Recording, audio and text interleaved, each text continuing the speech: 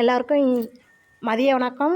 வாங்க, இப்போ நம்ம எங்கே வந்திருக்கிறோமோன்னா சண்படை தெற்கில் அமைந்துள்ள வீரன் சுவாமி கோயிலுக்கு வந்திருக்கோமா. இதான் வீரன் சாமி.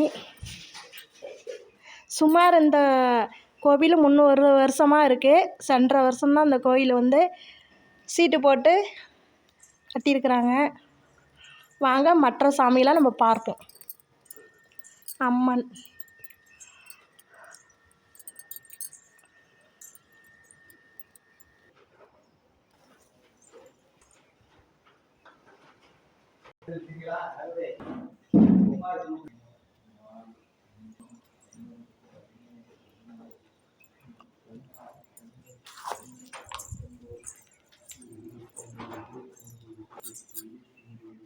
இவங்க தான் அந்த கோயிலுக்கு தலைவர்.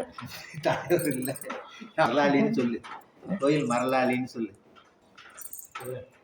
இந்த முன்னோர்கள் 300 வருஷத்துக்கு முன்னாடி இந்த ஊருக்கு தன்னுடைய குலதெய்வத்தை ஆரம்பிச்சிருக்காங்க. அது காத்தாயம்மன் வீரன்னு சொல்லுவாங்க. இதுக்கு வருடா வருஷம் வைகாசி மாதம் 2ஆம் தேதி திருவிழா. நீண்ட காலம் இங்கே ஒரு கோயிலுக்கு ஒரு கொட்டகை இல்லாமல் இருந்தது. இந்த ஆண்டு அம்மா முறைப்படி, ஆதிபராசக்தி முறைப்படி வேள்வி செஞ்சு புதிய கட்டுற திறப்பு விழா நடந்தது. ரொம்ப சிறப்பாக எல்லோரும் ஒவ்வொரு மாதம் பௌர்ணமி விழா கோலம் கொண்டு பௌர்ணமி வழிபாடு செய்கிறோம். குலதெய்வ வழிபாடு முக்கியம்னு முன்னோர்கள் சொல்கிறாங்க.